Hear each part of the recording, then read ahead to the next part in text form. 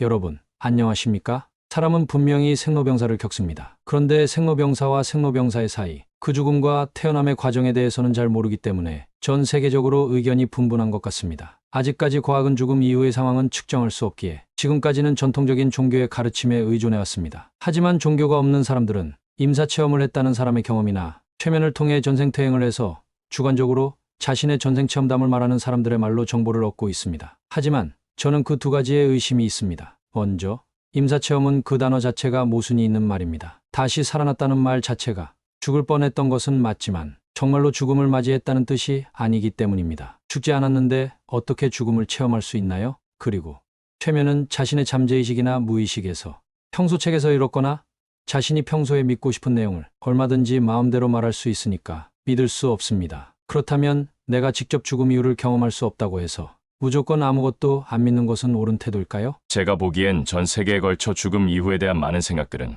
크게 나누면 세 가지입니다. 첫째, 내가 이번 생만 사는 존재인지, 둘째, 계속 환생하는 존재인지, 셋째, 임종 후 심판을 받거나 안 받거나 어쨌든 다른 존재로 변해서 그 세계에서 영원히 사는 것인지, 그렇다면 살아있으면서도 죽음에 대해 어떤 가치관을 가지고 있느냐가 살아있으면서도 삶을 어떤 태도로 사는데 많이 관련이 있을 것입니다. 만약 환생이 있다면 죽음은 끝이 아니라 새로운 시작이며, 그리고 정말 전생과 이번 생과 다음 생이 연결되어 있다면 이번 생만을 바라보는 것이 아니라 다음 생을 포함한 먼 미래까지 훨씬 장기적인 안목으로 인생을 살아야 할 것이니까요. 그렇다면 직접 경험 말고 간접 경험 중에서 정말 세세하게 묘사되어 이것은 절대 꾸며낼 수 없을 것 같다는 상대적으로 믿을 만한 기록은 없을까요? 저는 종교 중에서 석가모니 부처님의 불교는 물론 종교의 성격도 있지만 믿음으로만 끝나는 것이 아니라 전우주의 진리를 수행을 통한 증득으로 실제 자신이 직접 보라고 가르치는 인지과학과 생명과학이라고 생각하고 있습니다. 수행을 통해 성자의 과위에 가까이 가신 분들은 세 가지 능력이 있는데 천한명, 숙명명, 누진명입니다. 그 중에 두 가지는 수많은 전생을 보는 시간의 지혜인 숙명통, 전 우주 전 차원을 보는 공간의 지혜인 천한통이 있습니다. 그렇다면 그런 능력들이 있는 성자가 죽음과 태어남의 과정을 세세하게 보시고 후학들이 보고 공부하라고 자신이 관찰한 것을 자세히 묘사한 기록이 있을 수 있겠지요? 그래서 오늘은 팔만대장경에 있는 그 기록을 소개해드릴까 합니다. 원래 임종과 환생의 과정이 너무 적나라하게 나와 있어 알고리즘이 오해할까봐 소개 안 드리려고 했는데 저번 영상에 제가 인간은 왜 전생을 기억하지 못하는가에 대해 경전 한 부를 소개드렸더니 한 부의 경전만으로는 믿을 수 없다고 생각하는 분들이 있는 것 같아 더 자세한 내용이 있는 또 다른 경전을 소개드리려고 했습니다. 원래는 여러분이 좋아하시는 다음대 부처님인 미륵보살님의 육아사지론 속에서 그 과정을 소개하려고 했는데 한 그림에도 너무 단어들이 어려워 육아사지론의 내용은 다음에 소개하기로 하고 오늘은 그 내용과 비슷하지만 더 읽기가 수월하며 팔만대장경에서 수행을 원하는 사람이 반드시 봐야 한다고 추천하는 경전인 수행도지경의 한 부분을 소개드리겠습니다. 지금 시작합니다. 총 11장 중 제1장 팔만대장경 안에 있는 해당 경전에 대한 아주 높은 신뢰성을 보장하기 위해 우리가 먼저 알아야 할 이 경전과 관련된 분들에 대한 간단한 소개. 이 경을 번역하신 분은 축법호라는 스님이신데 36개 국어를 할 줄 아는 제인으로서 반야경과 법화경을 비롯해서 무려 175종의 불경을 번역하셨다고 합니다. 이것은 우리에게 불경 번역으로 유명한 구마라 스님과 현장법사보다 훨씬 앞선 시대의 인물입니다. 방금 소개한 축법호라는 스님이 이 수행도지경을 편집한 분에 대해 소개한 글을 잠시 보시겠습니다. 수행도지경을 편집한 이는 천축사문으로서 그 이름은 중호라고 한다. 그는 인도의 성인이 태어나신 지역에서 출생하였다. 어려서 대업을 이루는 일에 가장 크고 기묘한 전적을 배우고 법장 12부의 경전을 모조리 통달하였다. 세 명의 지혜로 널리 꿰뚫어 알지 못하는 게 없었고 깊은 이치를 찾아내 미묘함을 이룩하였으며 능히 심오한 이치를 체득하였다. 그는 또 큰 자비로 널리 중생들을 이롭게 하였고 밝음을 돕는 큰 광명으로 깜깜하고 어두운 곳을 두루 비추어 주었으며 감로와 같고 큰 이치가 담긴 세존의 가르침을 널리 폈으며 방편으로 진인을 나타내었으니 이 사람이야말로 참다운 보살이라고 할 만한 사람이다. 그는 또 후배 수행자들이 거의 도에 근접하였으나 혹 힘이 하열하여 더 이상 앞으로 전진해 나아가지 못하는 이를 불쌍하게 생각하였다. 그런 까닭에 숱하게 많은 경전의 큰 가르침을 다 모으고 쉽게 나아갈 수 있는 경로를 세워서 경전의 중요한 내용들을 상세히 분별하여 미혹한 이를 권장하고 의혹하는 이를 격려하기 위하여 그런 까닭에 이 경을 지었다. 특히 수행도지경은 제가 가장 존경하는 인물이기도 하고 팔만대장경을 다 보시고 50년 동안 설법하시고 돌아가실 적에도 미리 알고 선정해 들어서 돌아가시고 두개골과 혀사리까지 남긴 근데 중국의 인물인 남해근 노사님이 꼭 보라고 추천하신 경전입니다. 남해근 노사님이 남긴 사리의 사진과 그에 대한 간단한 설명입니다. 사흘 동안 답이 화장을 하고 이틀 동안 냉각시킨 다음 새벽 4시에 답이 화로를 열어보니 놀랍게도 화로 안의 벽이 모두 깨끗하였고 타기도 깨끗이 탔었습니다. 남 선생님의 두개골이 90% 온전했으며 두개골의 여러 곳이 금색을 띠고 있었습니다. 남 선생님의 혓뿌리와 혀도 모두 타서 파괴되지 않고 투명한 연꽃 혀사리로 변해 있었습니다. 그리고 5병의 채색사리 알갱이들 100알 이상을 거두었습니다. 수호법사와 종성법사는 설명하기를 두개골은 공덕이 원만함을 상징하며 혀사리는 설법에 잘못이 없었음을 상징한다고 하셨습니다. 우리들은 감동했습니다. 이런 보살로 추정되는 대단하신 분이 반드시 보라고 추천한 경전이니 이 경전에 대해 의심하지 마시고 지금부터 저와 같이 보시기 바라겠습니다. 어려운 용어들이 나와도 제가 해설 드릴 테니 걱정하지 마시기 바랍니다. 이 영상이 유익하다고 생각되신다면 화면 하단의 구독과 좋아요 버튼 눌러주시고 알림 설정도 부탁드립니다. 총 11장 중 제2장 수행도지경 중 오음 성패품. 불교에서 사람은 색수상행식 오음으로 분류한다. 오음을 활용해 사람의 생사를 분별하는 부분. 첫 번째, 사람이 임종의 때에 이르면 어떤 현상을 보이는가? 도를 수행하는 이는 마땅히 오음이 생겨나고 무너지는 변천을 알아야 한다. 어떤 것을 오음이 생겨나고 무너지는 것을 마땅히 알아야 한다고 하는가? 비유하면 마치 사람의 목숨이 끝나려고 할 때와 같다. 목숨이 끝나려 하면 핍박을 받기 때문에 그 사람의 몸에는 404가지의 병이 앞뒤로 점점 일이 된다. 오음이란 색수상행식을 말합니다. 색은 물질을 말하며 지수와 풍공오대를 말하는데 여기서의 공은 공간을 말하기 때문에 404가지 병이란 각각 신체의 지수와 풍사대에 문제가 생기는 것을 말합니다. 지대란 몸의 부분과 내장 등 눈에 보이거나 감지되는 물질을 말하고 수대란 오줌, 눈물, 땀, 피 등 액체의 성질을 띤 물질을 말하고 하대와 풍대란 눈에 보이지 않는 온도와 에너지를 말합니다. 깊이의 야품과 기품이 있지만 온도의 가장 얕은 활동은 체온으로 드러나고 에너지의 가장 얕은 활동은 폐호흡으로 드러납니다. 하지만 깊이 들어가면 화대와 풍대 중에 가장 깊은 부분은 생명력과 수명과 연관된 부분을 말합니다. 계속하겠습니다. 사람이 죽을 무렵이 되면 온갖 괴상한 변화가 일어난다. 설령 목욕을 시켰어도 마치 목욕하지 않은 사람과 같으며 여러 가지 향들을 피워서 그 향내가 아주 좋아도 병자가 그것을 맡게 되면 죽은 사람의 신체 부위를 태우는 냄새처럼 느껴지고 또는 각종 동물들을 태우는 냄새처럼 느껴진다.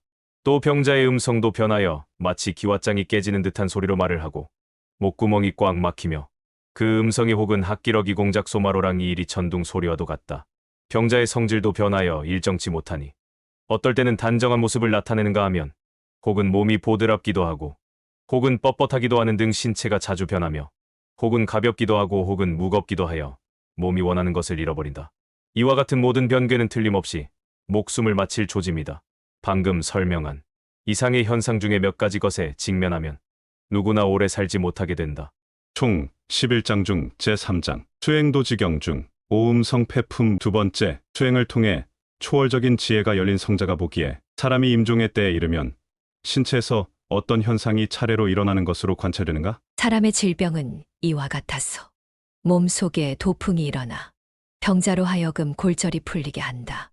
또 과라는 바람이 일어나 모든 지절을 끊어지게 하고 진이라는 바람이 일어나 힘줄과 맥을 느슨하게 하며 파골이라는 바람이 일어나 병자의 골수를 녹게 하고 감이라는 바람이 일어나 사람의 얼굴빛을 변하게 하며 또 눈, 귀, 코, 잇목 구멍을 모두 푸르게 한다. 이러한 바람이 모든 구멍을 드나들면서 그 몸을 끊어버리고 무너뜨리며 깎아버린다. 또 하나의 바람이 있으니 그 이름은 지엽이다. 그 바람은 몸속과 무릎 어깨 옆 고리 등 척추배 배꼽 대장 소장 간장 어파염 통지라와 그 밖의 여러 장부들을 모두 끊어지게 하며 또 선이라는 바람이 일어나 지방 피대변 소변과 생장 숙장에 먹은 음식을 소통하지 못하게 하고 한기와 열기를 죄다 마르게 한다. 또 절간이라는 바람이 일어나 모든 지절을 오그라지게 하기도 하고 혹은 펴지게 하기도 하며 손과 발을 들어 허공을 잡으려고도 하고 일어났다 앉았다 하면서 번민하며 답답해하기도 하며 어떤 때는 시시덕거리며 웃기도 한다. 또한 크게 탄식하기도 하는데 그 소리가 너무도 애처로우며 뼈마디마다 끊어지고 힘줄과 맥박이 늘어지며 골수와 뇌가 녹아내리며 눈은 색깔을 보지 못하고 귀는 소리를 듣지 못하며 코는 냄새를 맡지 못하고 입은 맛을 느끼지 못하며 몸은 차갑고 기운은 끊어져 더 이상 의식이 없다. 그러나 아직 가슴 밑은 그래도 따뜻한 기운이 남아있어 혼신이 부지하고 있지만 뻣뻣하기가 마치 나무 토막과 같아 조금도 움직일 수가 없다. 이것을 개송으로 말한다. 임종 씨의 체온이 마지막으로 신체의 어느 부분에 남아있느냐에 따라 다음에 어디로 환생할지 알 수 있다고 합니다. 청수리 부분에 체온이 마지막으로 남아있는 것에 가장 좋은 것이고 신체의 아랫부분에 가까울수록 가장 낮은 세계로 환생할 징조라고 합니다. 저 도풍이라는 바람이 일어날 때 몸이 흔들려서 많이 불안해지고 온갖 인연이 모두 다 이르건만 그 모든 걸 스스로 깨닫지 못하네. 몸이 갖가지 괴로움 당하여 목숨이 곧 다하게 되나니 마치 활줄이 늘어지고 끊어져 쓰지 못하게 되는 것과 같네. 그때 그 사람은 마음이 초조한 채 소유하고 있던 지수화풍 사대가 모두 쇠락하고 미약한 목숨이 비록 붙어 있기는 하나 마치 꺼지려고 하는 등불과 같다. 총 11장 중 제4장 수행도지경 중 오음 성패품. 세 번째, 임종의 때에 이르러 신체의 지수화풍이라는 사대가 해체되기 시작하면 그때 그 사람의 마음에서는 어떤 일이 저절로 일어나기 시작하는가? 임종 바로 전에는 마치 영화처럼 주마등같이 지금까지 내 인생의 모든 행위들을 순식간에 객관적으로 다 지켜보는 현상이 정말 있다고? 그러나 이 사람의 마음 속에는 이번 생의 몸의 뿌리인 신근과 이번 생의 마음의 뿌리인 의근이 있으므로 그가 살아오는 동안에 지었던 선과 악으로 인한 재앙과 복, 그리고 기람과 흉함을 마음속으로 기억하여 금생과 후생에 꼭 해야 할 것들을 마음으로는 모두 저절로 알게 된다. 그러므로 선을 받들어 행한 이는 얼굴빛이 화열하고 악을 행한 이는 얼굴빛이 화열하지 못하다. 그 사람의 마음이 기쁘고 얼굴빛이 좋으면 틀림없이 좋은 세계로 돌아가고 얼굴빛이 나쁘고 마음으로 기억하고 있는 것이 선하지 못하면 곧 나쁜 세계로 나아가는 줄을 알게 된다. 가령 어떤 늙은 사람이 깨끗한 거울에 비추어 보면 스스로 자신의 머리카락은 하얗고 얼굴은 주름지고 이가 빠지고 상처 난 흔적과 때 묻고 더러운 것과 가죽이 늘어지고 척추가 굽은 것과 나이 많아 허탈한 모습이 모두 보일 것이야. 이 같은 것을 보고는 도리어 스스로 부끄럽게 여겨 눈을 감은 채 거울을 치우면서 나는 이미 젊음은 가버리고 쇠하고 늙음이 이르러 마음의 시름과 근심만 생기며 이미 편안함은 없어지고 아주 곤궁한 지경에 이르게 되었구나 라고 할 것이다. 본래 악을 행한 이는 목숨이 다할 때에 이르러 자신의 마음속에 드러나는 흉악한 변괴를 보고는 근심하고 슬퍼하며 두려워하고 무서워하면서 나는 틀림없이 나쁜 세계로 돌아가게 될 것임은 의심의 여지가 없다 하면서 혼자 깊이 뉘우치고 꾸짖기를 마치 늙은 사람이 거울에 비추어 보고는 자신이 노쇠한 지경에 이르렀음을 아는 경우와 같다. 이것을 개송으로 말한다. 금전과 보물을 모으는데 재주 있고 졸렬함이 똑같지 않지만 가령 악을 행한 사람은 누구나 깊은 못에 빠지게 되리.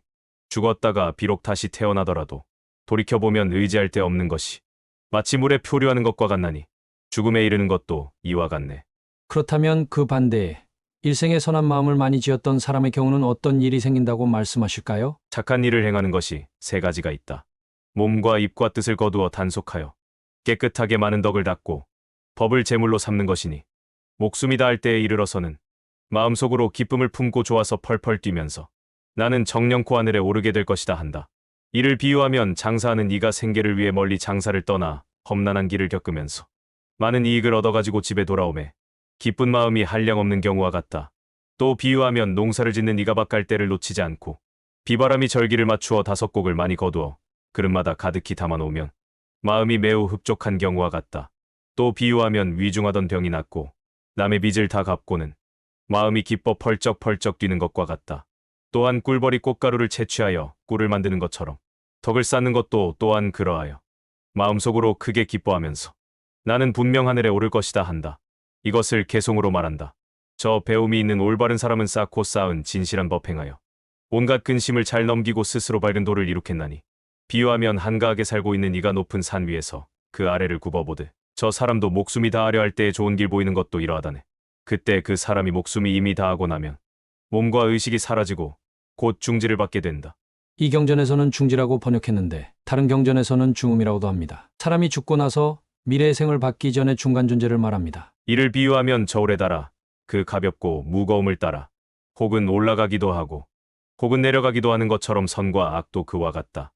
가볍고 무거움과 선악이 대체 무슨 관계인지 처음 들으시는 분은 이해가 안 되실 테니 간단하게 설명드리겠습니다. 불교에서는 일체 생명체의 정의를 난 수식이라고 하며 삼위일체입니다. 나는 수명을 유지하는 생명력, 수는 수명, 식은 인식작용입니다. 이 난수식이 수승하면 신체가 크고 수명이 길고 인식작용이 광대한 고등생명체이고, 열등하면 신체가 작고 수명이 짧으며 인식작용이 협소한 열등생명체입니다. 인간은 지오가아기 축생인간 아수라 천인 중 중간쯤에 위치한 생명체입니다. 방금 보셨듯이 죽음에 이르면 생전의 모든 기억이 여과나 수정 없이 있는 그대로 순식간에 재생되며 그 안의 선과 악을 스스로 판단하게 된다고 합니다. 여러분은 지금부터 죽음과 환생에 관계되는 생명체의 마음작용에 대해 듣게 될 것인데, 정말 생명의 비밀인 만큼 불교 내에서도 정말 귀한 정보입니다. 하지만 처음 들으시면 생소해서 약간 어렵지만 영상을 끝까지 보고 나서 반복해서 들으시면 반드시 이해가 될 것입니다. 여러분의 미래를 위해 귀한 정보를 꼭 가져가시기 바랍니다. 죽음의 과정에서 일어나는 마음의 현상을 이해하려면 사람의 복잡한 마음의 구조를 조금은 알아야 합니다. 다음대 부처님이신 미륵보살님이 깊이 가르치고 계시고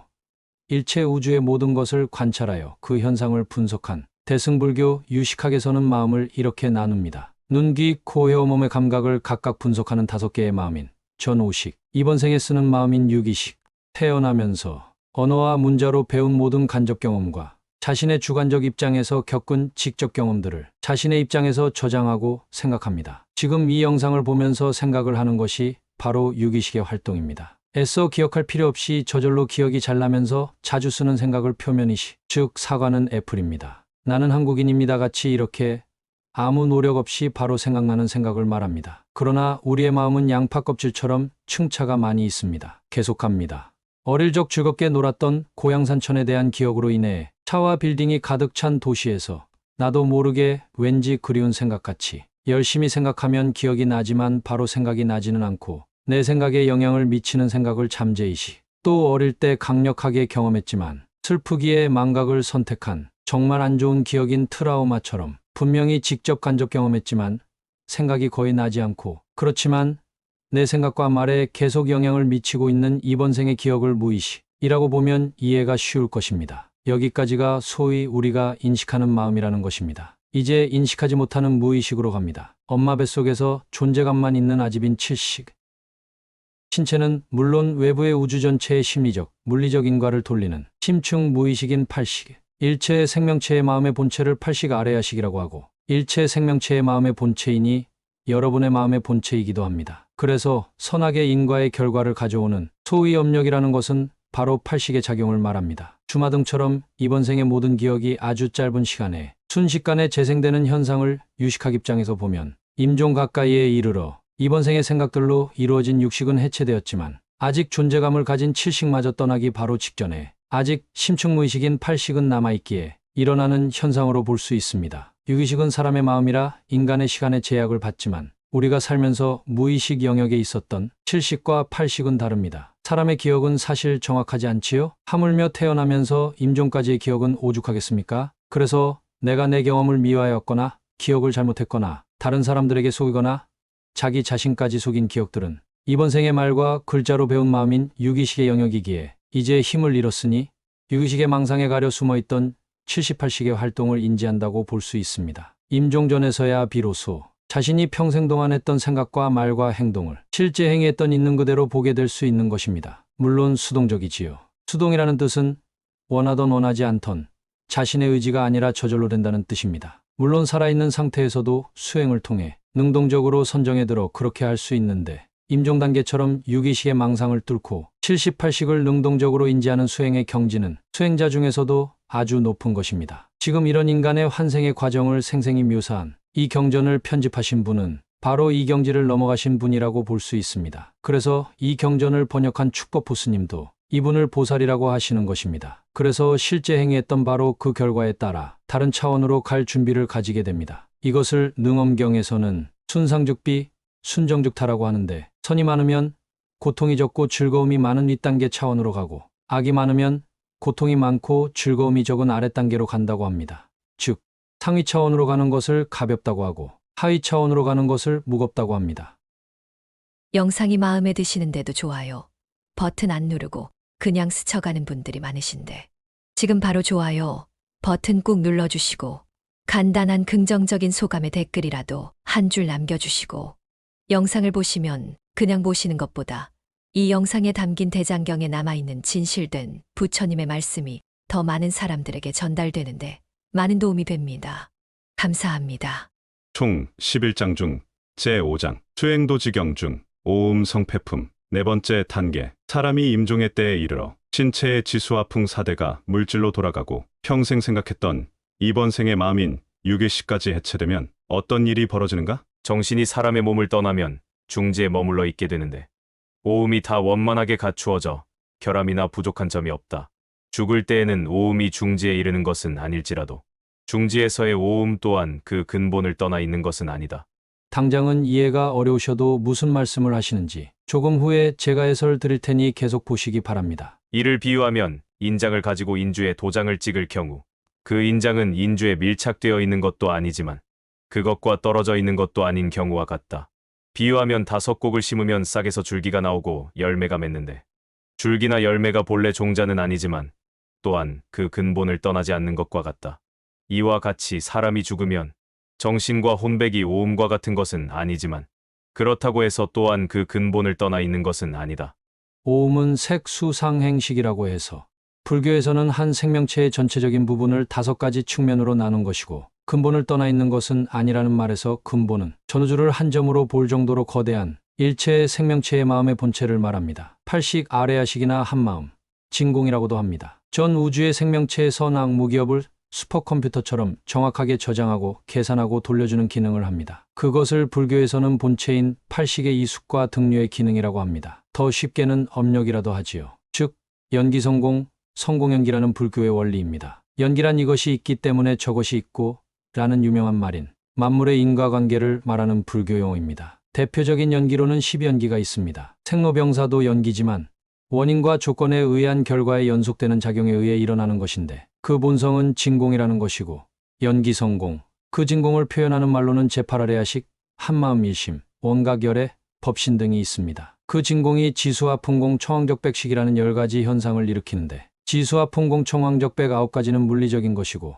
나머지 한 가지 식이라는 것은 즉 마음 심리적인 것입니다. 생로병사도 일체 생명체가 몸과 마음으로 구성되어 있으니 10가지의 작용의 범위를 벗어날 수 없습니다. 그것을 공의 본성은 연기라는 성공연기입니다. 연기성공, 성공연기에서 앞부분인 연기성공을 수행하는 것은 모든 현상을 통찰하여 공을 깨달아가는 수행자이고 뒷부분인 성공연기를 활용해 반야지혜로 중생을 구제하는 것을 공을 깨달은 이후에 대아라한이나 보살의 삶을 말합니다. 제8아레아식은 여러분이 수많은 전생들의 했던 생각과 말과 행위의 기록을 저장하고 있고 때가 되면 여러분에게 그 인과의 결과를 되돌려주는 기능이 있습니다. 일체 생명체가 태어나면서 우주의 수많은 공간에서 어느 만큼 고통이나 행복이 많은 세계에 태어나느냐 그 세계의 결정, 그 세계의 수많은 존재들 중에서 그 세계에서 어느 만큼 열등하고 수승한 존재로 태어나느냐, 어떤 몸을 입느냐 그 존재의 결정, 그리고 그 수많은 같은 존재들 중에서도 상대적으로 열등하고 수승하느냐, 같은 종족 중에서도 수승하냐 열등하냐 그 결정, 이것을 결정하는데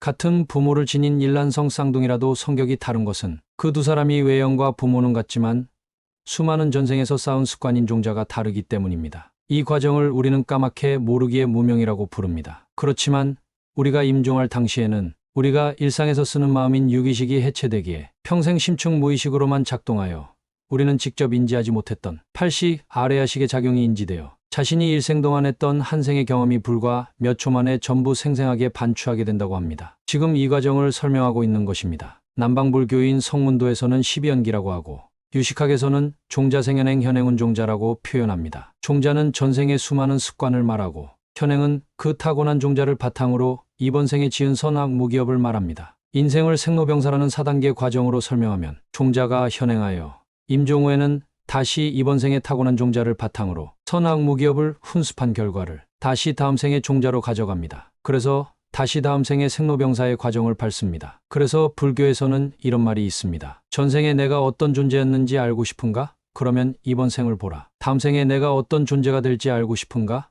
그러면 이번 생의 말년을 보라. 원래는 더 간단한 말이지만 제가 여러분이 이해하기 쉽게 조금 풀었습니다. 계속하겠습니다. 본래 심은 것을 따라 각기 과보를 얻나니 덕을 쌓은 이는 선한 중지에 머물고 악을 행한 이는 죄의 중지에 있게 되는데 오직 도의 안목이 있어야 이것을 볼 수 있을 것이다. 방금 말씀하신 도의 안목이 바로 공간을 초월하는 눈인 천안명이고 시간을 초월하는 눈인 숙명명입니다. 이런 과정을 이런 초월적인 지혜로 통찰하게 되면 그 다음인 모든 번뇌가 다하는 누진명을 얻습니다. 왜냐하면 모든 번뇌의 원인은 무지에 기반하기 때문입니다. 내가 직접 진리를 통찰할 수 없으면 지금 이 영상을 보시는 것처럼 간접 경험을 통해 추측할 수밖에 없습니다. 그런데 잘못된 간접 경험도 많고 진정한 안목을 지닌 성현들도 그 시대 환경과 사람들의 교육 수준에 따라 조금씩 표현이 다르기 때문에 우리는 인연에 따라 부처님의 말씀을 믿기로 선택한 것입니다. 누구의 간접 경험이 나에게 와닿느냐도 자신이 전현생에 지은 업력이 많은 부분을 차지하기 때문입니다. 이 영상을 여기까지 재미있게 보시는 분들은 전생의 진정한 불교와 인연이 깊은 분들임을 저는 확신합니다. 누가 전생을 묻자 부처님은 말씀하셨습니다. 내가 말한다고 그대가 믿을 것인가? 그대가 수행해서 스스로 알아보라. 총 11장 중 제6장 수행도지경 중 오음성패품 5번째 단계 사람은 임종후 중음신 단계로 들어가다. 과연 평소에 이성이 사라져 정상이 아닌 중음신 상태에서는 무엇을 보고 느끼는가? 그리고 6개인 지옥, 악귀, 축생, 인간, 아수라, 천인으로 환생하는 단계의 시작. 중지에 머무는 데에는 3가지 음식이 있나니 첫째는 중음신의 촉감인 촉견이요, 둘째는 생각의 작용인 심식이며 셋째는 인식의 작용인 의식이다. 식이라는 것은 먹을 것을 말하는 것인데 불교에서는 입으로 넣어서 씹어 삼키는 것만 음식으로 치지 않습니다. 생명체를 색수상행식이라는 5가지로 나누어 보고 그 중에서 행을 제외하고 외부에서 내부로 들여와 같은 행위를 반복하면서 존재를 유지하려는 집착을 전부 먹는 것으로 봅니다. 따라서 사람이나 동물의 육체가 먹는 거친 물질인 음식은 지수와 풍 4대 중에 지대와 수대를 섭취하기 위한 음식일 뿐 촉감에 대한 좋아함, 싫어함, 그 중간 사이의 느낌을 반복해서 느끼려는 촉시, 좋아함, 싫어함, 그 중간 사이의 같은 생각을 반복하려는 사시, 내가 존재한다는 것을 느끼기 위해 같은 인식작용을 반복하려는 식식이 있습니다. 그래서 지금 임종후 중음신 단계에서도 생전의 기억이 없이 미혹된 상태이고 그 단계에서도 환생전에 잠시 머물 뿐이지만 그래도 꿈꾸는 상태에서도 몸을 느끼는 것처럼 자신의 존재에 대한 신체 느낌, 생각, 인식작용인 촉식, 사식, 식식은 있다는 말씀입니다. 더 자세한 내용을 알고 싶은 분은 제가 최근에 일체 생명체에 먹을 것과 관련해서 구종식을 설명하는 영상을 올렸으니 참고 바랍니다. 계속하겠습니다. 중지에 머무는 자는 혹 적게는 1일에서부터 최고 7일 동안 머물러 있다가 부모들이 교합하는 데 이르나니 그 본래 행한 것을 따라 세갈래 길인 지옥, 악귀, 축생의 하삼도나 인간 세계 또는 하늘로 나아가게 된다. 정말 많은 악행을 한 악인이 임종후 중음신 상태에 머물 때 어떤 주관적 현상을 경험하게 될까요? 악을 많이 행한 이는 중지에 머물 때 큰 불이 일어나서 그 몸을 둘러싸는 것이 마치 들불이 풀과 나무를 태우는 것처럼 먼지가 자욱하게 일어나는 것이 보이며 까마귀 보람의 독수리와 흉악한 사람들이 손톱과 발톱이 모두 길고 얼굴과 눈은 추하고 더러우며 의복은 너덜너덜 떨어졌고 머리 위에서는 불이 타오르는 채로 각자 무기나 막대기를 들고 때리기도 하며 창으로 찌르고 칼로 쪼개는 것이 보여 마음에 공포를 품고 행여나 구원을 얻을까 하여 멀리 잔뜩 우거진 숲을 바라보다가 그곳으로 달려간다. 그때 곧 중지에서의 임시의 몸인 중음신 오음을 잃고 도산검수반을산 속으로 들어가게 되나니 지옥에 떨어질 사람은 이와 같은 것이 보인다. 이것을 개송으로 말한다. 미혹하기는 취한 코끼리와 같아 거룩한 법교를 어기고 더럽고 혼탁함은 흙탕물과 같아 어지러운 마음이 이러하다네. 항상 바른 도를 버리고 방심하여 삿된 길로 드나니 이런 사람은 많은 괴로움을 만나 목숨 마치면 지옥에 떨어지리. 어중간하게 소소한 악행을 한 악인이 임종후 중음신 상태에 머물 때 어떤 주관적 현상을 경험하게 될까요? 악을 적게 행한 사람은 불이나 자욱한 연기와 먼지가 그 몸을 가득 둘러싸는 모습이 보이며 또한 사자호랑이 이리뱀 독사 코끼리 떼에 쫓기는 현상이 보이며 또는 옛 개천 깊은 물 무너지는 산큰 시내를 보고는 마음의 두려움을 품고 그 가운데로 뛰어들게 된다. 그때 바로 중지에서의 임시의 몸인 중음신 오음을 잃고 축생의 세계에 떨어지나니 이런 변괴가 보이는 이는 짐승의 몸을 받을 줄 알게 된다. 이것을 개송으로 말한다. 어리석음을 익히고 지혜방편을 버린 이는 혹은 취하여 저승길에 떨어지며 악한 입 놀려 항상 추악한 말만 하고 사람 때리기를 좋아하거나 또한 죄와 재앙을 범하고 착하지 못한 일하기를 좋아하네. 이와 같이 자비로운 생각과 말과 행동인 자행이 없는 사람은 짐승 가운데 태어나게 되리. 악의도에 떨어질 존재는 임종후 중음신 상태에 머물 때 어떤 주관적 현상을 경험하게 될까요? 만일 죄가 미미한 사람은 사방에서 두루 뜨거운 바람이 일어나 신체를 푹푹 찌며 저절로 배가 고프고 목말라 하는데 멀리서 사람들이 모두 칼몽둥이 창화라살 따위를 잡고 와서 그를 빙 둘러싸는 현상이 보이고 큰 성을 바라보다가 그곳으로 들어가고 싶은 마음을 먹게 된다. 마침 이런 마음을 일으키면 곧 중지에서 받았던 임시의 몸인 중음신 오음을 잃어버리고 악귀 세계에 태어나나니 이와 같은 변괴가 보이는 사람은 마땅히 악귀의 세계에 떨어질 줄 알게 된다. 이것을 개송으로 말한다. 강하고 야비하며 남을 모함하기 좋아하며 계율을 멀리하고 법을 따르지 않으며 금법을 범하고 더럽고 혼탁한 일을 하며 음식을 탐하여 혼자 먹으려고 하면 농열이 흥건한 곳에 떨어져 배고픔과 번뇌가 극심하나니 마땅히 이러한 사람들은 악귀 세계에 들어가는 줄 알아야 한다. 임종후 6개천 이상으로 승천할 존재는 임종후 중음신 상태에 머물 때 어떤 주관적 현상을 경험하게 될까요? 착한 덕을 깨끗하게 닦은 이는 사방에서 서늘한 바람이 불어오는데 그 바람이 매우 향기로우며 여러 종류의 향기가 그의 몸 위에 쏟아지고 모든 기악 소리가 서로 화합하여 울려 퍼지는데 원관을 바라보다가 수목과 꽃과 열매 따위가 아주 무성한 것이 보이면 그곳으로 가고 싶다는 마음을 먹게 된다. 그러면 그때 곧 중지에서의 오음을 잃고 그의 정신이 저절로 도리천에 오르게 된다. 이것을 개송으로 말한다. 법을 익히고 거룩한 도에 귀의하여 복업을 심으면 하늘에 태어나서 기악이 울림에 스스로 즐거워하고 모든 꽃나무 속에서 논인다. 아름답고 고운 옥녀들은 단정하고 안색도 조용하여 언제나 보아도 마음이 즐거우며 큰 산 꼭대기에 거처하리라.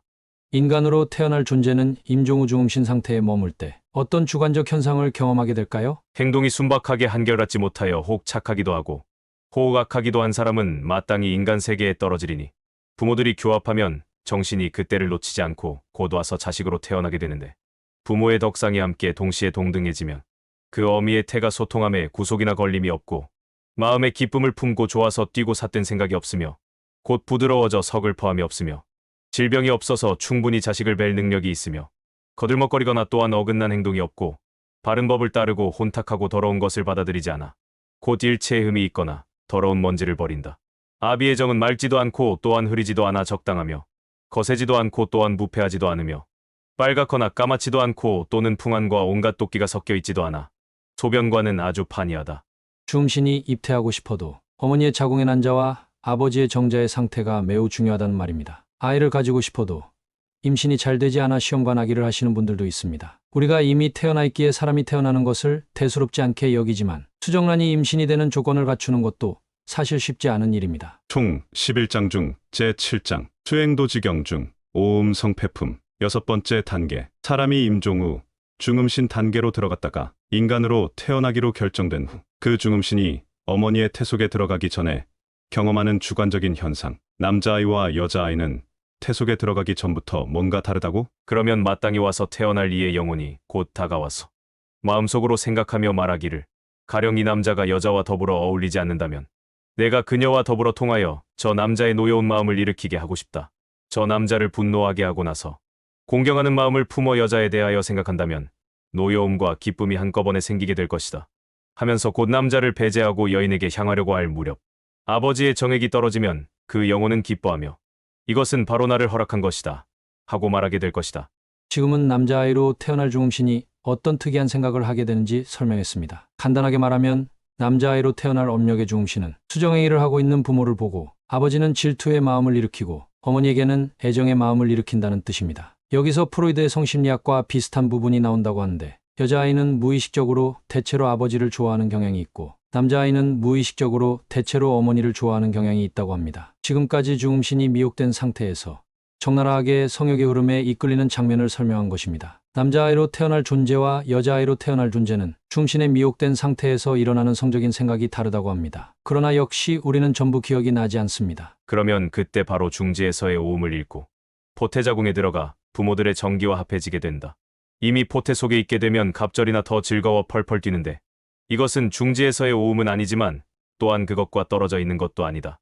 이것이 이번 생의 인간의 생의 시작입니다. 청자난자 중음신 사면이 화합합니다. 포태 속에 들어가는 이것을 곧 세금이라 하고 기뻐하는 때를 폭락음이라 하며 정인 부모의 교합에 대한 생각이 있을 때를 곧 상음이라 하고 본래의 죄와 복의 인연으로 인하여 포태에 들어가는 것을 곧 행음이라 하며 영혼이 포태를 의지하여 거기에 머물러 있는 것을 곧 마땅히 식음이라 하나니 이렇게 화합하는 것을 색, 수, 상, 행, 식, 오음이라고 한다. 이렇게 인간이 인간으로 다시 태어나는 경우는 임종전의 노인의 색수상행식에서 꿈속의 몸 같은 환상의 몸인 중음신 단계의 수상행식으로 넘어가 이제 다시 환생할 인간의 색수상행식 오음을 입습니다. 이제부터 어머니의 뱃속에 들어가서 7일 동안 변화하는 과정이 시작됩니다. 수행을 안 하실 분들은 10분 뒤로 넘어가도 좋습니다. 그러나 계속 보신다면 2000년에 쓰여진 경전에 지금의 현대의학으로 관찰한 것보다 더 자세한 묘사의 경악을 금치 못하실 것입니다. 그리고 수행을 하실 분들은 사람이 7일마다 변화하는 과정을 알아야 합니다. 왜냐하면 고차원의 수행을 하려면 몸의 각 부분을 구석구석하는 공부 과정이 필요합니다. 몸을 알지 못하면 장악하지 못하고 장악하지 못하면 너무 당연하게도 몸을 놓지 못합니다. 몸을 놓지도 못하는데 너무 빠르고 미세한 마음을 닦는다는 것은 사실 환상입니다. 기억나시는지 모르겠지만 영상 앞부분에 말씀드렸습니다. 이 경전은 아주 높은 경지까지 가신 성자가 후배 수행자들을 돕기 위해 부처님이 말씀하신 수많은 경전들 중에서 수행을 위한 엑기스를 뽑았다고 했습니다. 알 필요가 없었으면 내용을 기재하지 않으셨을 것입니다. 총 11장 중 제8장 수행도지경 중 오음 성패품 7번째 단계. 이 내용이 과연 진짜가 아니라면 수천 년 전에 인간이 지어낼 수 있는 것인가? 현대과학보다 더 자세한 어머니의 뱃속에서 사람이 사람처럼 변하기 위해 갖추어야 할 단계들. 그런데 수행과 전혀 관계없는 것처럼 보이는 이 내용들을 모르면 수행을 할 수 없다고? 태 속에 들어있을 때에 두 가지 근을 얻나니 곧 마음의 뿌리인 의근과 몸의 뿌리인 신근이다.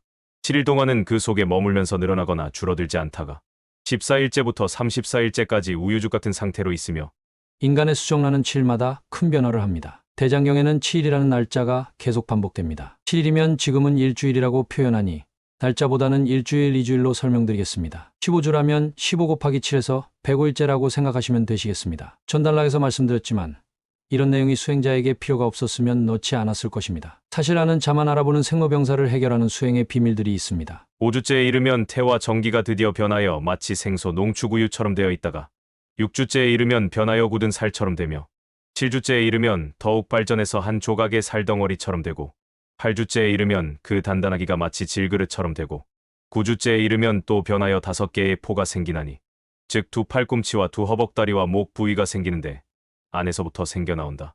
10주째에 이르면 또다시 5개의 포가 생기나니 즉 두 팔목과 두 발목과 머리가 생기는 것이고 11주째에 이르면 계속 24개의 포가 생기나니 즉 손가락, 발가락, 눈, 귀, 코, 입으로서 이것은 안에서부터 생겨나오며 12주째에 이르면 위의 모든 포의 모양이 점점 더 성숙해지고 13주째에 이르면 배의 모양이 나타나며 14주째에 이르면 간업, 파염, 통지락, 콩팥 등이 생기고 15주째부터 21주째 전까지 대장, 소장, 위, 생장, 숙장이 생기고 널쩍 다리, 발꿈치, 창자갈비, 뼈, 손바닥발 등 팔마디, 임들 등이 생기며 음부, 배꼽, 젖턱목 등의 모양이 생긴다.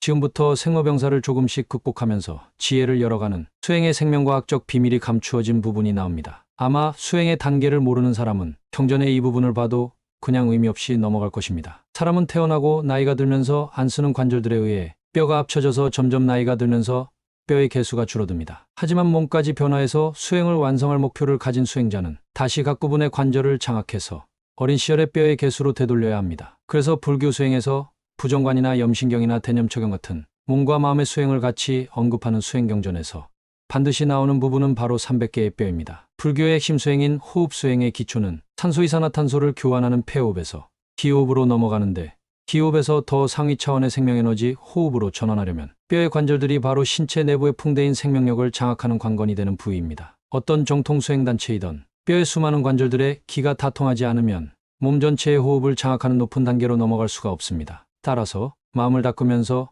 호흡을 닦고 몸을 닦으면서 세 가지를 다 나의 통제 영역으로 장악해야 합니다. 그래서 마음의 무의식적인 면을 장악하는 것이 비로소 가능해집니다. 몸과 마음은 합쳐져 있기 때문입니다. 사실 특수한 근기가 아니라면 관절의 기를 통하지 않고 각종 수행을 통해 마음만 닦게 되면 신체의 업기에 막혀 기의 운행이 원활하지 않아 상기증이라는 병에서 벗어나기가 힘듭니다. 기라는 것은 몸 전체가 전부 통해야 원활하게 순환되는 것이기 때문입니다. 그러면서 생로병사의 작용 중에 노화와 질병에서 조금씩 자유를 찾게 됩니다. 그것을 정통 불교의 호흡 수행에 당연히 단계가 묘사되어 있는데 육묘원의 수수지관한정에서 5단계인 환의 단계이기도 하고 식육특승 중에 4단계인 지식현신이라고 합니다. 도가에서는 초보적인 신선의 단계인 오기조원 삼화취형이라고 합니다. 부처님은 일체를 다 아시는 분이시고 그래서 당연히 육체의 생로병사를 극복하는 방법 또한 알려주고 가셨습니다. 우리가 대장경의 보물을 찾지 않고 업력 때문에 글자를 봐도 담긴 내용을 못 알아볼 뿐입니다. 제 말이 맞는지 틀린지 가장 빠르게 확인하는 방법은 능엄경 25원 통장의 화두금강편을 보시면 됩니다. 그러니 지금부터 나오는 뼈의 부분을 보시고 과연 지금 내가 신체 중에서 얼마나 많은 뼈를 구석구석 감박할 수 있으며 얼마나 움직일 수 있나를 생각해 보시기 바랍니다. 지금부터 뼈에 대한 설명이 시작됩니다. 21주째에 이르면 몸뚱이 뼈가 각기 나누어져서 그 응하는 바를 따르게 되나니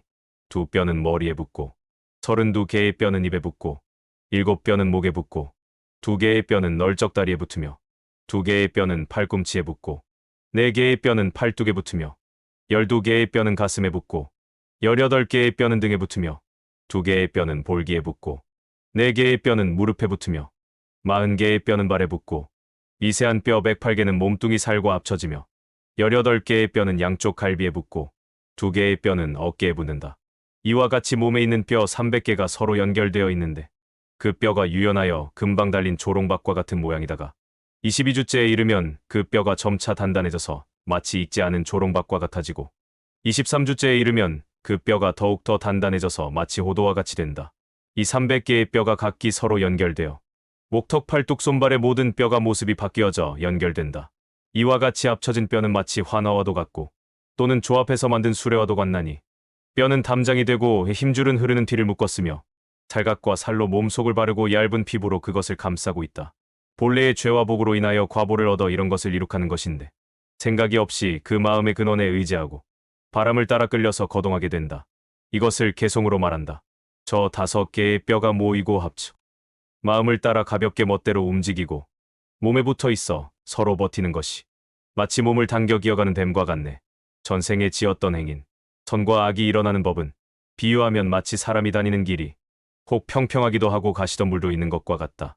왜 수행할 사람은 이런 세세한 부분까지 알아야 할까요? 많은 사람들이 잘못 알고 있는 부분이 있는데 부처님은 마음 수행만을 말하신 게 아닙니다. 정식의 수행은 몸부터 들어갑니다. 아예 대념 처경에서 사념처는 몸부터 시작하고 몸을 염하는 경전이라는 염신경이라는 경전이 따로 있을 정도입니다. 수행은 생로병사의 고통을 덜기 위한 것이고 생로병사는 몸이 겪기 때문입니다. 생로병사를 조금도 경감하지 못하는 마음을 닦는 수행은 수많은 층차의 마음 중에서 단지 외부의 표면의식만을 안정시키는 현대 심리학적 차원을 벗어나지 못합니다. 마음을 닦으려면 선정을 얻어야 하고 선정을 얻으려면 몸을 잊어야 합니다. 몸을 잊으려면 두 가지가 있는데 아예 몸을 등한시하거나 절대적 건강을 얻거나입니다. 당연히 고차원의 수행은 몸의 절대적인 건강을 얻기 위한 노력과 마음을 닦는 노력을 같이 병행합니다. 부처님도 호흡 수행을 하셨고 티벳 밀교도 풍천기식 맹명점조라순으로 내 몸의 지수와 풍사대를 변화시킵니다. 그것을 정식 용어로 사가행, 난정인세제일법이라고 합니다. 몸의 사대를 질적으로 승화시키지 않고 정식의 선정은 얻을 수 없습니다. 세계천 천인의 마음 수준과 맞먹을 정도로 마음이 정화되어야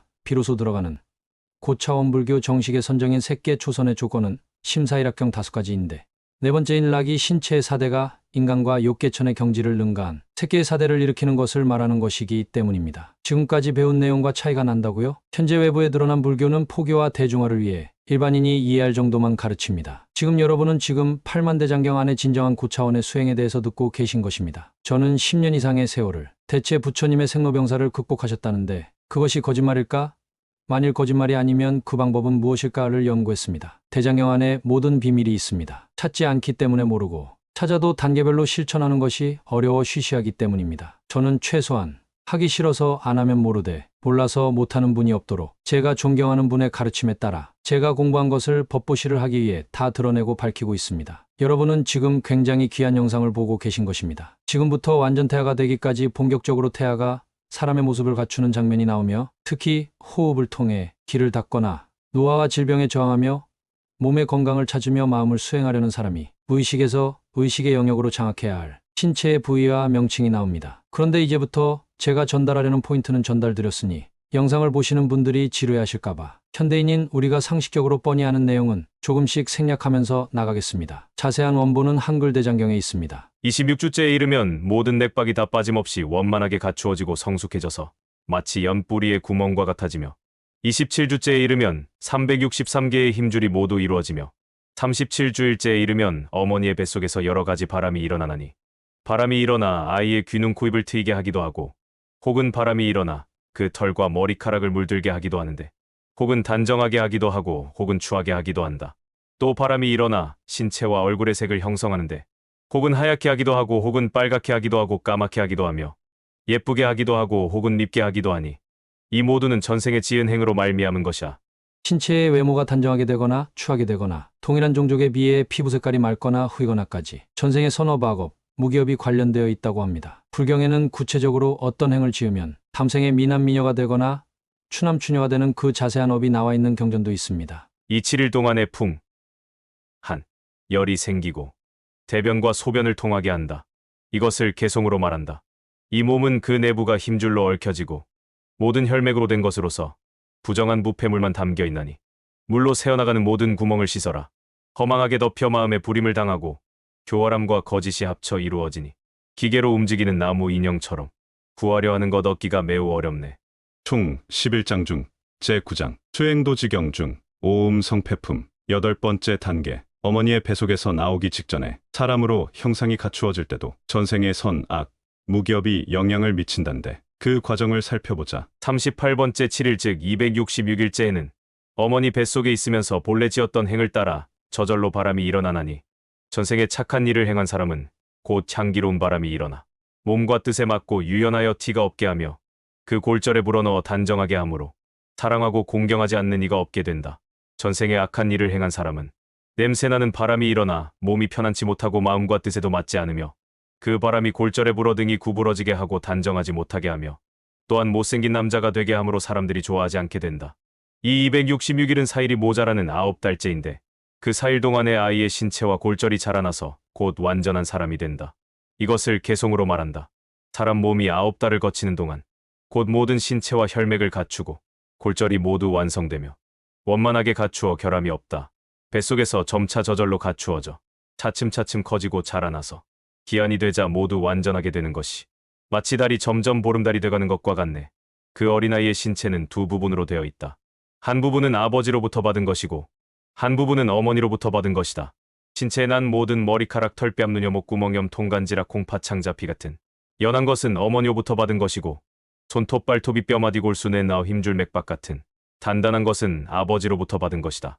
이것을 개송으로 말한다. 사람의 신체 서로 연계됨이 모두 부모로부터 받아서 생겨났고 여러 가지의 골절 또한 인연이 변화하여 된 것이네. 이렇듯 의지하여 얼굴빛을 이루었다가도 모두 마땅히 노쇠하여 없어지고 마나니 여러 가지 재료를 합해 수레를 만들듯이 몸뚱이를 헤아려 보면 그 또한 그러하다. 화살 만드는 데는 두 가지가 있어야 하듯 몸을 이루는 것도 그와 같다. 부모로부터 그리고 과보를 인하여 그런 뒤에야 비로소 생겨나게 된다. 그 어린아이가 어머니의 뱃속에 있을 때에는 생장 아래와 숙장 위 그 사이에 자리하고 있는데 사내 아이는 등을 밖으로 하고 얼굴은 안으로 향한 채 왼쪽 옆구리에 있고 계집 아이는 등을 어미에게 대고 얼굴은 밖으로 향한 채 오른쪽 옆구리에 있다.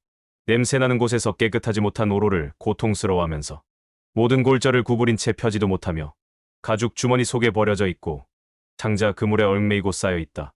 피투성이가 되고 더러운 것들이 묻은 채로 거처하고 있는데 너무나 좁아서 꼼짝도 하지 못하고 똥과 오줌 따위의 더러움에 밀착되어 있는 모습이 이와 같다.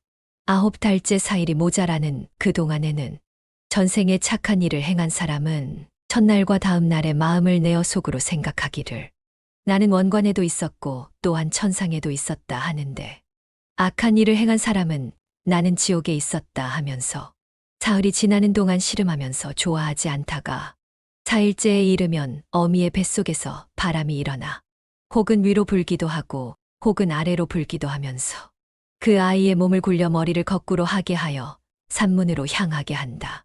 이때 덕행이 있는 사람은 속으로 생각하기를 나는 못에 몸을 던져 목욕하며 물속에서 놀다가 높은 평상 꽃향기가 있는 곳으로 떨어진다 하는데 복이 없는 사람은 스스로 생각을 내어 말하기를 나는 산으로부터 떨어져 숲속이나 언덕 또는 깊은 구덩이나 더러운 곳에 떨어지거나 혹은 지옥 그물 속이나 가시덤불이나 넓은 들판이나 돌틈이나 창과 칼 위에 떨어진다고 하면서 씨름하고 근심에 쌓여 즐거워하지 않나니 선과 악의 과보가 이와 같이 서로 같지 않다.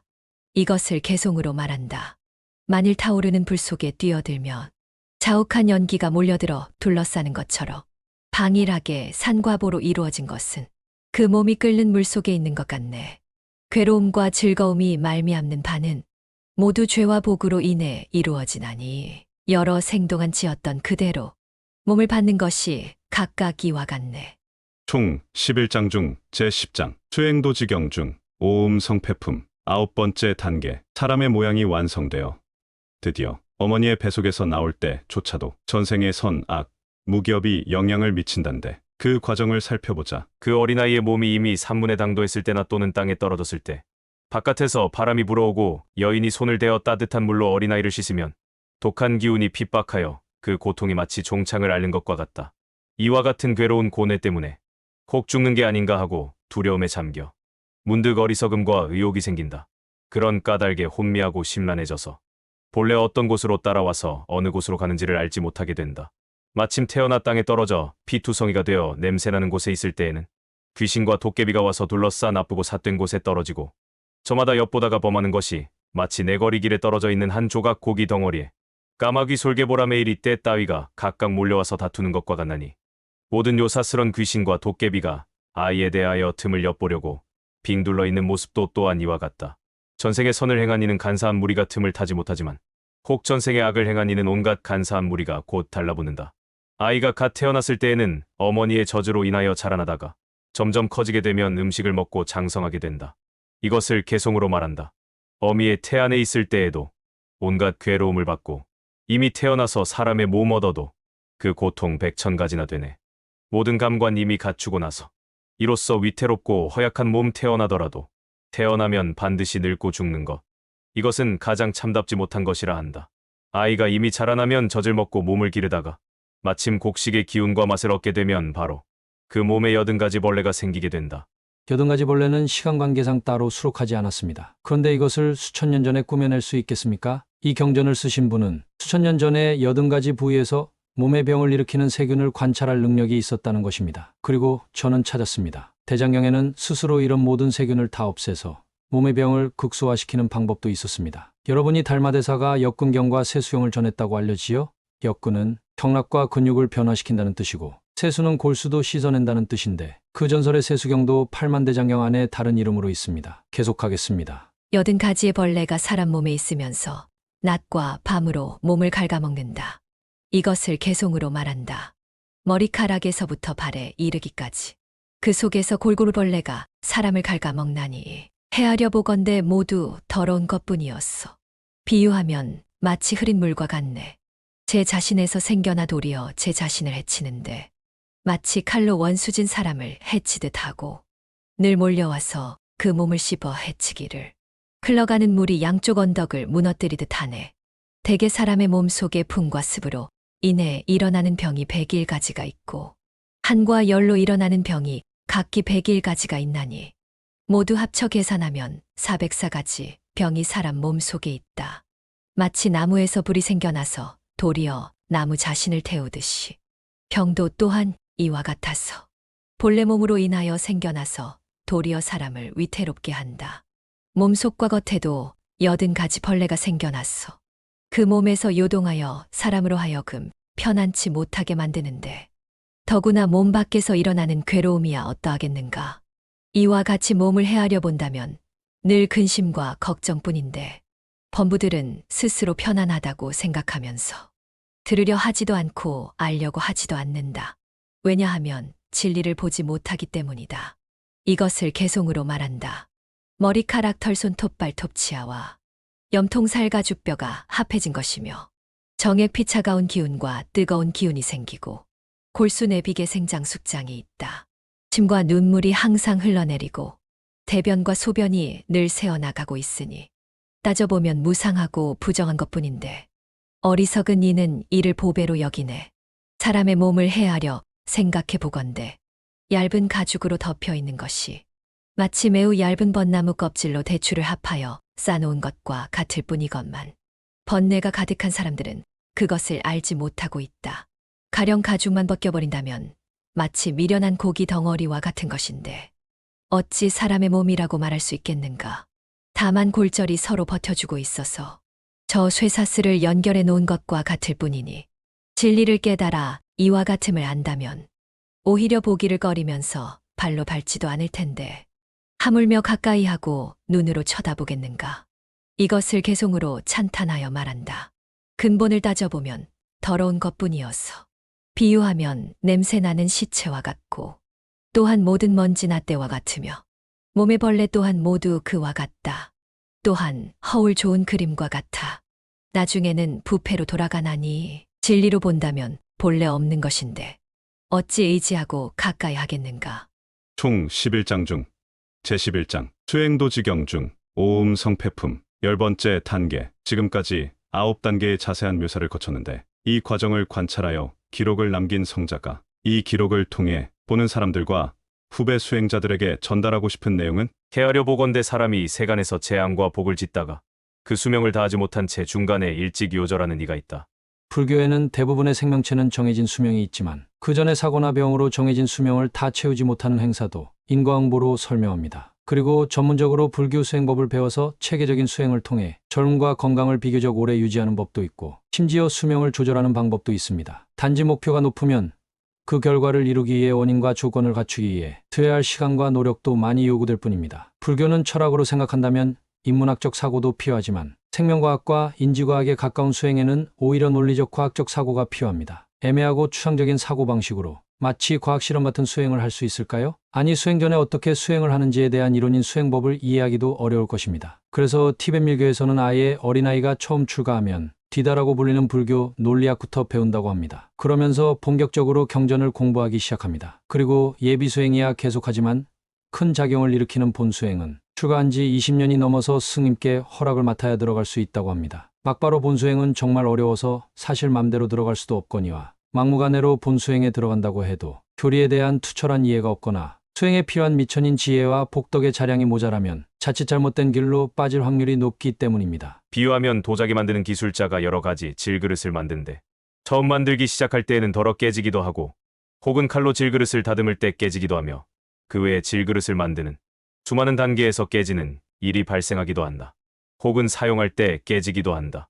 설령 사용치 않더라도 오래 보관하다 보면 모두 깨지고 마는 것과 같다. 사람도 또한 그와 같아서 지금까지 생로병사를 설명한 모든 과정에서 그 다음 과정으로 가지 못하고 각각 죽음을 맞이하는 일이 많다.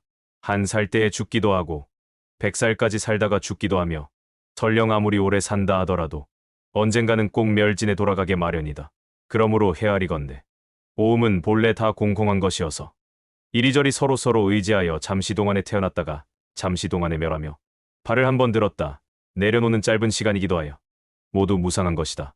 보셨다시피 공과 무상은 극에 없다는 뜻이 아닙니다. 모든 것이 원인과 조건에 의해 끊임없이 변화하고 있다는 뜻인데 그렇다고 해서 모든 것이 더럽다는 허무주의로 빠지면 안 되고 그 변화하는 원인과 조건에 반드시 자신이 과거에 지은 선악 무기업이 작용하니 지금부터라도 스스로 마음을 닫고 가능한 한 작은 선행이라도 하라. 즉 제약막작 중선봉행을 하라고 하는 가르침입니다. 그런데도 어리석은 사람들은 이런 사실을 듣지도 못하고 알지도 못하여 도리어 이 몸은 항상 존재하는 것이라고 헤아리고 있다.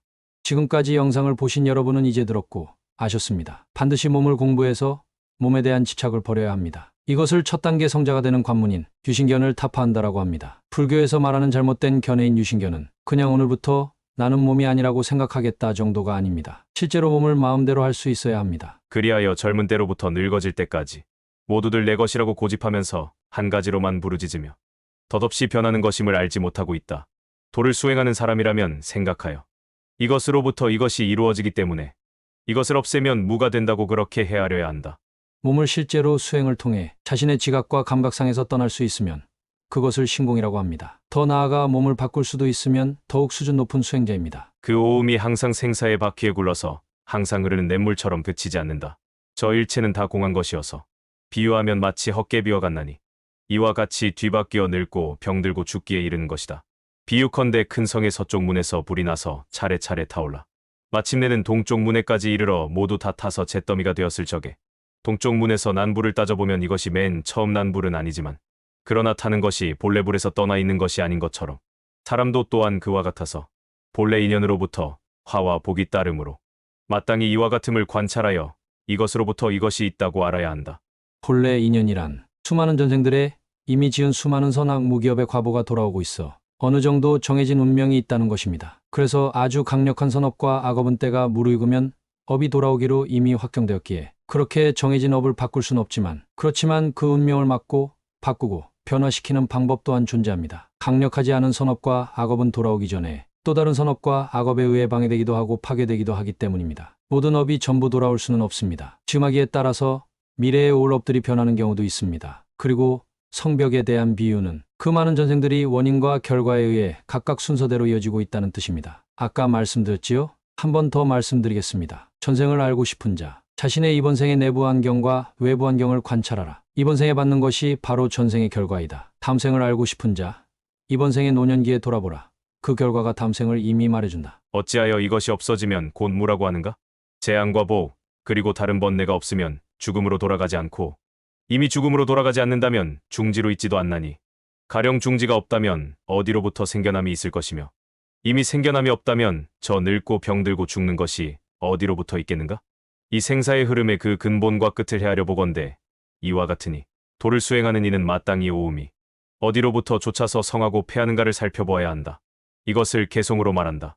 부처님은 모든 지혜의 이치를 밝게 알아서 청정한 마음 둥근 달과 같으시고 뜻, 가짐이 한결같으시어 3개의 사람들을 가엾게 여기시네. 마치 물속에서 핀 연꽃이 감미롭고 부드러운 것처럼 입으로 베풀어 말씀하시는 것을 듣는 이들은 곧 기뻐하며 통달하네.